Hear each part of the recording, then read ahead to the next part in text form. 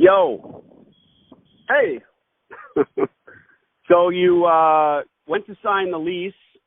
Tell me how that went. Well, when I got there, they all seemed pretty chill and relaxed and got in there, sat down in the office, and got the lease and looked it over, and they still left their $1,500 deposit in there. So, nice. was okay. that was a pretty nice shock there. We'd already agreed. Okay, so that's when you called me. Yeah, and I called you there, and luckily they agreed to renegotiate that there with us for future rent. So that's going to be credited towards our future rent now.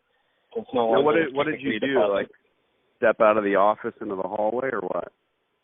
Yeah, basically, as soon as I saw that, I texted you, and then whenever you responded to me, I just stood up and walked out the office because him and his partner were talking amongst themselves like I wasn't there. So I just stood up, walked outside, and called you to get you involved in this because, we had already made that agreement that it was going to be gone, and then they stuck it back in there. So I wanted to not a big fan.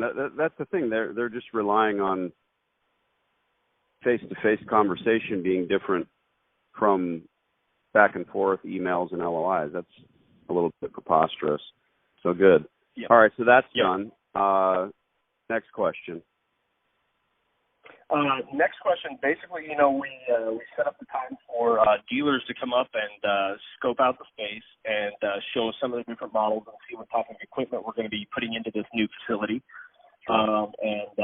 This first dealer or distributor that came up, they're showing us their top of the line models and they're showing us their lower standard models, but they're really pushing for us to go with non-coin op, going for the app driven and the cloud driven. Oh, the card reader.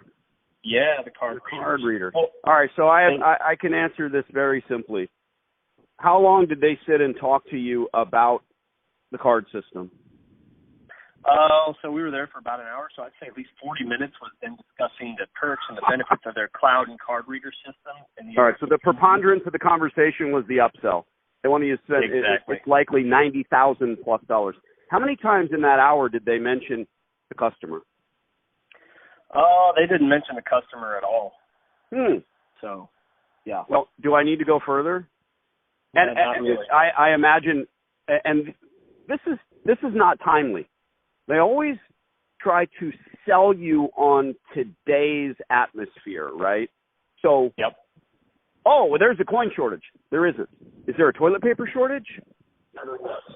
Is there a deadly virus? Well, I don't want to get into how it is and what's going on currently. But I've been doing this for 15 years, and there's never been a change. This is a cash business. A distributor, and they shall remain nameless, they'll all stand in front of you for an hour and talk to you about how wondrous this card system is for you. They're being truthful. They'll talk about how fantastic the card system is for you, the operator. It's all true. And they'll go on with a myriad of explanations. What they leave out is that pesky consumer. That poor stupid son of a bitch that would rather have a washer dryer at home, but they don't. Again, I'm telling you, I could go into detail. If they make a better mousetrap, I'll buy it. I'll eat the cheese. But it hasn't happened yet. There is no circumstance where you want to put yourself in that position. The biggest issue, the cards cost money. There's an RF chip in the card. So what are you going to do? Pass that saving or pass that cost on to the consumer? Charge them before they start washing? 78 cents? I don't think so. At first you might say, I'm going to be a good guy and give the cards away. Then they'll lose them.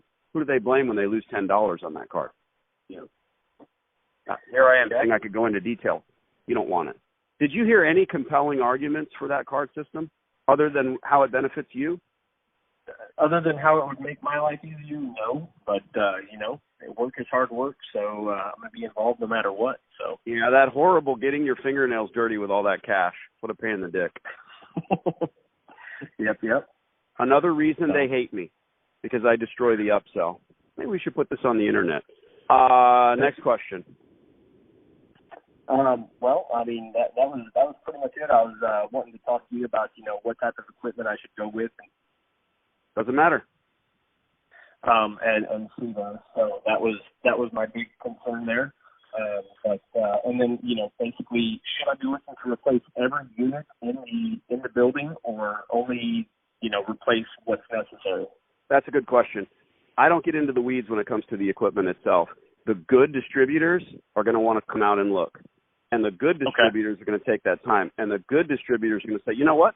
This row of top loaders are great machines. We just need to replace some parts, and these will be good for another 5 or 6 years. Look for that truth. Okay. And that was interesting because the distributor that came out, that whole row of top loaders that we have in our facility is their brand, and they were all pushing to get those replaced with those new touchscreen ones. So that's pretty interesting. You know what, bro? Laundromats are inherently dirty, wet places, and that's, submarines work well, right? Computers don't. Yeah, they do. You don't want anything that's going to inherently break in that store. Bottom line, simpler is better and cheaper, and they don't like that. Oh, I might offend someone. I'm on your side solely. Yep. Well, that was my big concern, was to see approximately what we should replace and what we should be looking for there. But other than that, he emailed back. Apparently, you didn't sign the guarantee. Does that concern you at all, or you understand how that works?